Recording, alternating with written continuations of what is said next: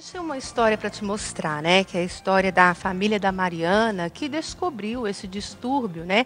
Que ela sofria através da aprendizagem, né? Foi aí que eles descobriram esse distúrbio. Vamos acompanhar. Dificuldades de ler, soletrar ou até mesmo identificar as palavras mais simples. Pessoas com esses sintomas podem ter dislexia.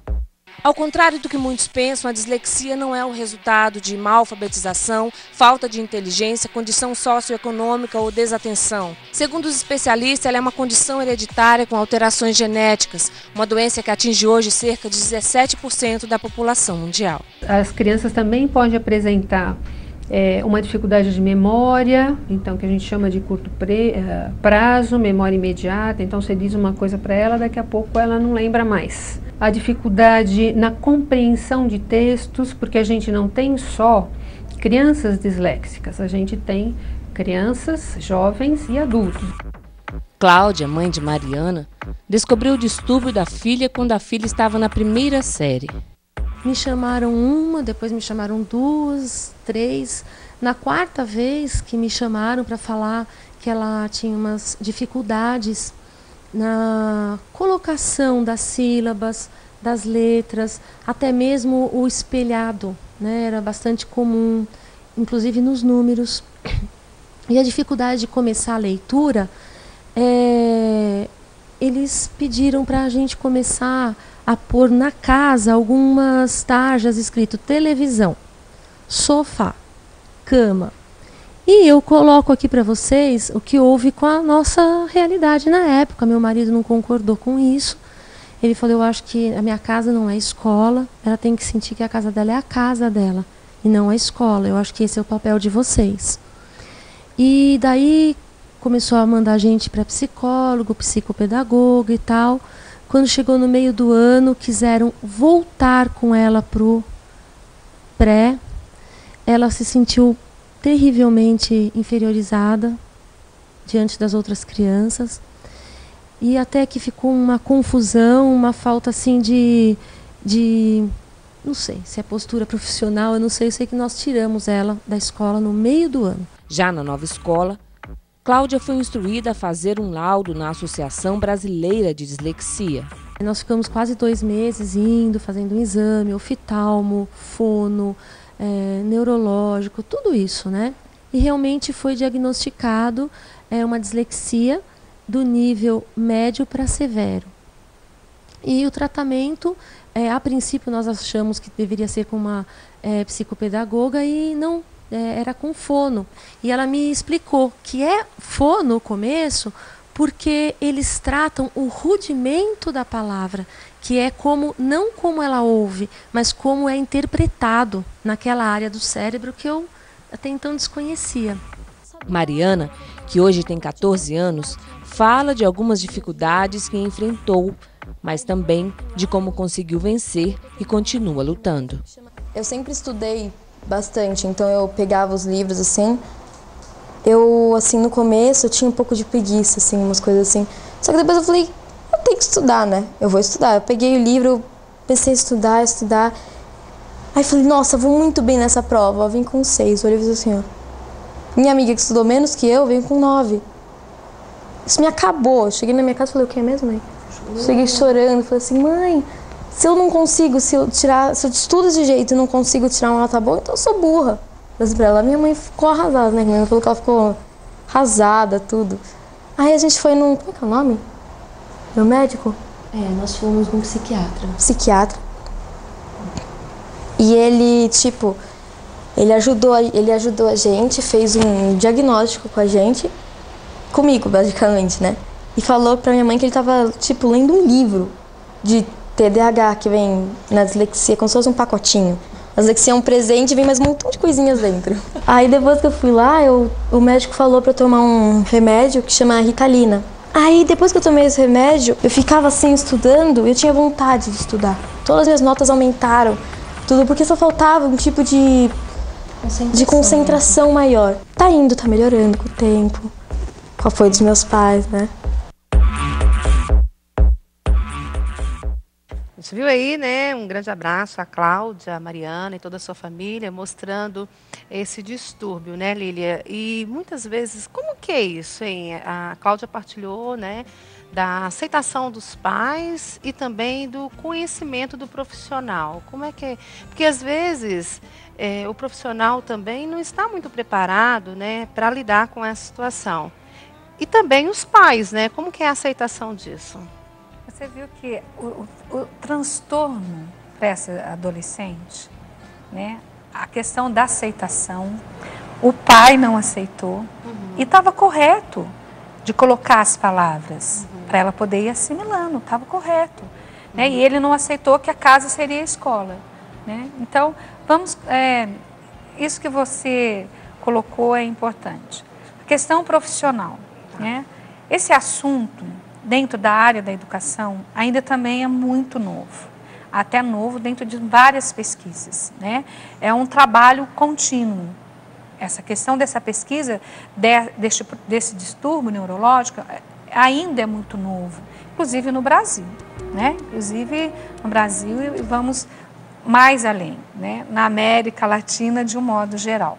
Okay. Então, o que é importante para não ocorrer o que aconteceu com essa jovem?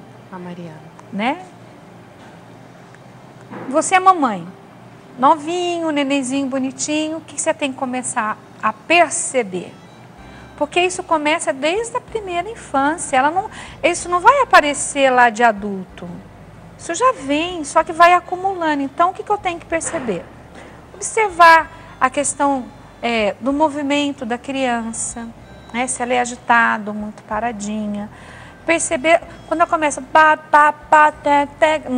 A criança começa, os primeiros sonzinhos, né? Tá dentro da fase ou foi muito tarde? Né? Outra coisa importante, o gatinhar, o movimentar, começou dentro da fase normal ou ela começou a fazer isso lá depois de um ano e meio, 1 ano e 3 meses? Né? O ficar de pé. Então, são pequenos detalhes que vai fazer a diferença nas observações. Então, quando ela começar a falar primeiras palavrinhas, todo mundo acha lindo, né? Tá teteta, né? Ai, que lindo, não é assim?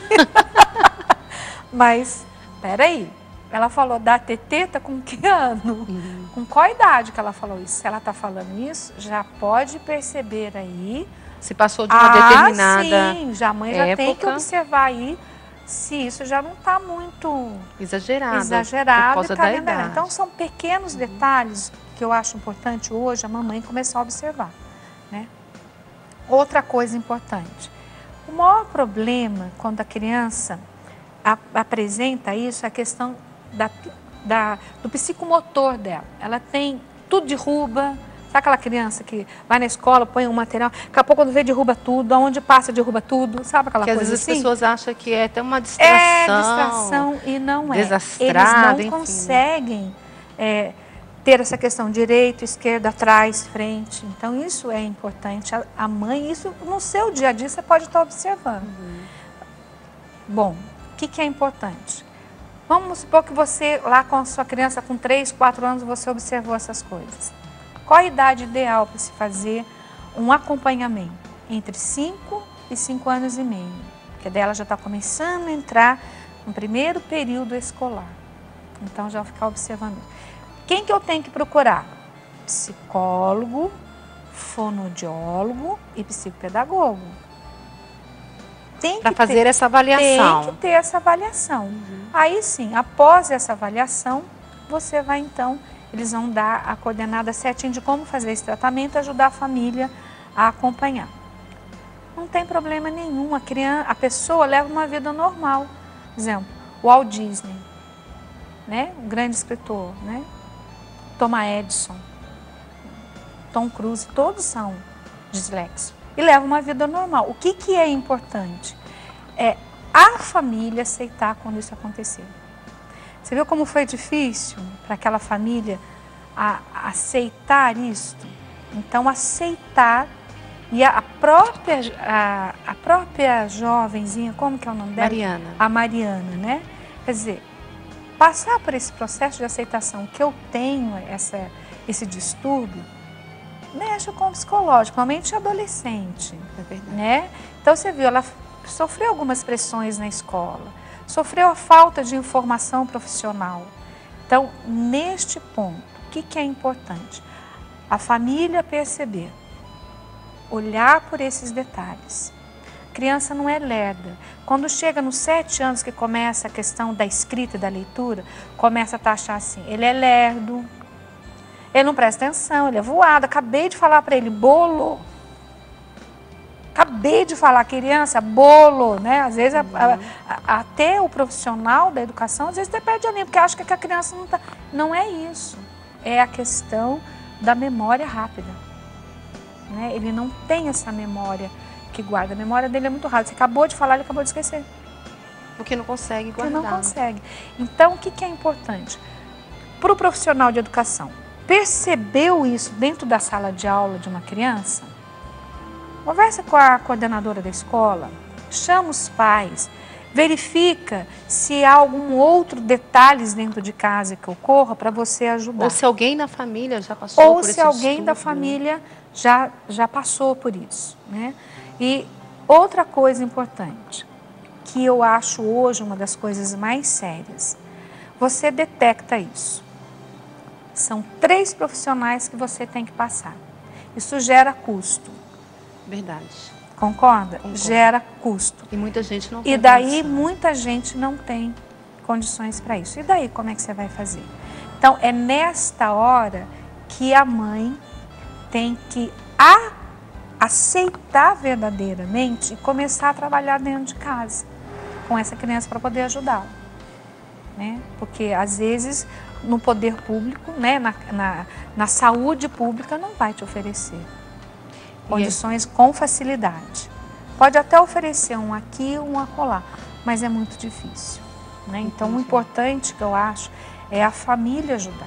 Né? Com a ajuda dos pais, já isso possível. É o mais importante. Por exemplo, eu trouxe até aqui algumas coisinhas simples, né, que dá para a gente fazer. Então, vamos lá. O que é importante aqui? Toda vez que eu for dar uma palavra para a criança, né, aonde que eu vou? Aqui? Isso. Então, ó, eu tenho o objeto visual e tenho a palavra grande. Então, aqui eu posso fazer uma ficha, tá? Separadinha. Eu tenho o objeto e você vai dar a palavra separada para a criança. Certo? Então, a mãe pode fazer isso dentro de casa. Né? A visual, a sono, né? Eu não posso falar para ela bola. Eu tenho que fazer com que ela entenda o som do b. Né? Aí entra a questão fonética, por isso que precisa da fono. Entendi. Entendeu? Então, outra coisa importante, que você põe objetos e dá letrinhas grandes para essa criança. Então, você coloca aqui e vai dar as letrinhas para ela. Então, você vai colocar para ela. O que é isso aqui? D-do. Então, você vai no D. D. Ela vai ter que entender esse som para poder, então, depois montar as palavrinhas, né? Então, eu vou colocar aqui para ser mais rapidinho. Aqui, ó. Então, ela vai montar. A mãe vai falando e vai montando as palavrinhas. A criança mesmo vai montando. Isso, a criança vai montando e a mãe vai, então, estimulando a ela entender esse som. E daí, eu coloco aqui. Aí ela consegue visualizar o desenho, o objeto que está sendo proposto para ela e a letra para ela. E o som. Colocar, e o som é o mais importante. Okay. Outra coisa importante, que é a coisinha legal que a gente pode fazer, a mãe pode desenhar em casa, fazer várias formas, recortar na internet vários desenhos, aí você monta vários desenhos, e daí você mostra um. Eu quero que você circule somente a que é referente a esse objeto. Então, por exemplo, aqui é roupa, ela não vai colocar a porta.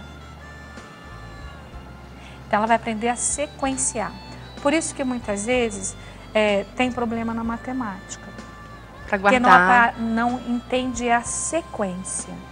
Deu para entender? E cálculo também. Então, esses são coisinhas simples que eu posso fazer dentro de casa e estimular o meu filho.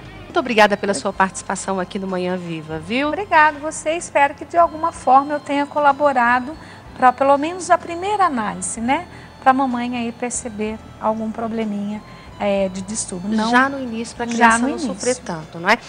Obrigada, Deus abençoe.